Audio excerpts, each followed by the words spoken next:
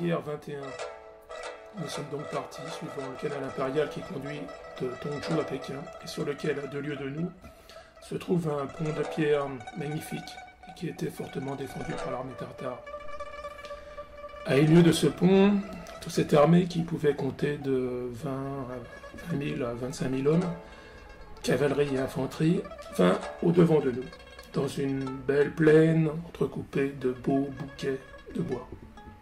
Nous étions convenus, le général Grant et moi, de notre plan d'attaque du pont de pierre, et le général Grant devait passer le canal sur un pont de bois à une demi-lieue au-dessus, dans la direction de Pékin.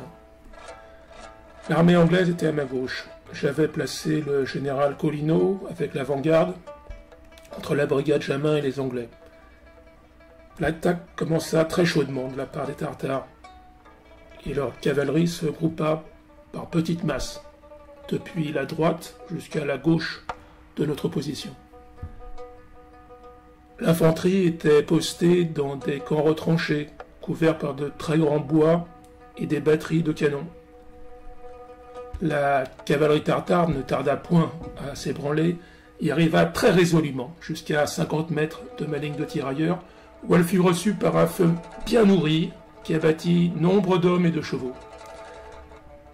À un moment, cette nuée de cavaliers tourna la gauche du général Colino, dont le général Grant s'était éloigné pour pousser une charge à gauche avec sa cavalerie et son artillerie, laissant ainsi à découvert mon extrême gauche.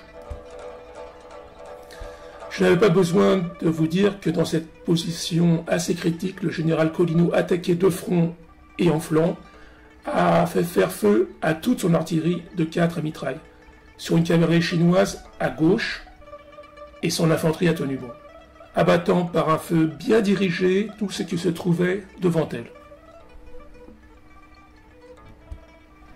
Pendant ce temps, un mouvement semblable s'opérait sur la brigade Jamin, que la cavalerie tartare cherchait à tourner à droite, en même temps que l'artillerie ennemie nous tirait de front des boulets qui heureusement passaient par-dessus nos têtes à une grande hauteur. Sous les ordres de son digne chef, la brigade Jamin fit preuve d'autant de vigueur que la troupe du général Colino. Et je suis heureux de pouvoir citer particulièrement la tenue aussi calme qu'énergique du colonel Pouget, placé à l'extrême droite avec son brave 101e de ligne. À 50 mètres environ, les cavaliers tartares furent reçus par un feu bien nourri, sans être trop précipité, qui commença par leur tuer beaucoup de monde, et finit par jeter de l'hésitation dans leur rang. Ils défilèrent d'abord à droite, puis repassèrent à gauche, sous le feu de nos tirailleurs. La batterie de 12, que je tenais en face de la position, dirigea alors sur la cavalerie et sur l'artillerie tartare un tir si juste et si meurtrier qu'elle détermina le mouvement de retraite de toute la masse de cavalerie et d'infanterie qui était en face de nous dans les bois.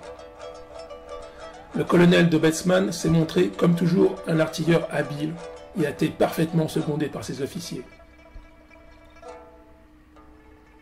À un moment, la charge de cette masse de cavalerie paraissait si éminente que tous les officiers avaient mis le sabre à la main, mais je jetai un rapide coup d'œil sur toute ma ligne d'infanterie, et à l'air déterminé de mes hommes, je vis bien que la charge n'arriverait pas jusqu'à eux. J'étais parfaitement tranquille. Je fis sonner de suite en avant, pour profiter de la confusion que l'artillerie avait jetée dans les rangs des Tartares, qui cependant se retiraient en ordre. Le général Colino, les tournant à gauche, les rejeta sur le pont de Palikao, but de notre opération. Et la brigade Jamin marcha directement à ce point sur lequel flottait la bannière de Saint-Kolitsing. Battu de flanc et de front par l'artillerie, il fut enlevé au pas de course, avec les 10 pièces de canon qui le défendaient. Bon nombre de Tartares de la bannière impériale étaient restés sur le champ de bataille. Le 2e bataillon de chasseurs à pied s'est conduit admirablement. Comme toujours, toutes les armes ont fait preuve de la plus grande bravoure. Nous avons jeté par terre environ 1000 hommes de cavalerie et d'infanterie, dont les corps sont restés sur le terrain. Nous avons pris 15 canons de bronze, dont quelques pièces hollandaises fort belles, force batterie de Jingle et de petits canons de fonte. une bannière de 5 Kolitzing, une innombrable quantité de fusils à mèche et de paquets de flèches. Enfin, 10 000 kg de poudre dans un grand magasin à Tonon-Pont.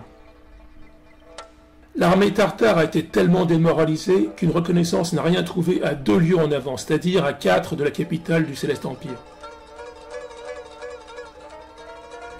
Je suis paré pour mes approvisionnements en vivres et en munitions. J'ai organisé des transports par eau, je ne crains rien. J'ajoute que le combat a duré de 8 h du matin à 3 h du soir. Je n'ai pas encore le chiffre des pertes, mais il est insignifiant.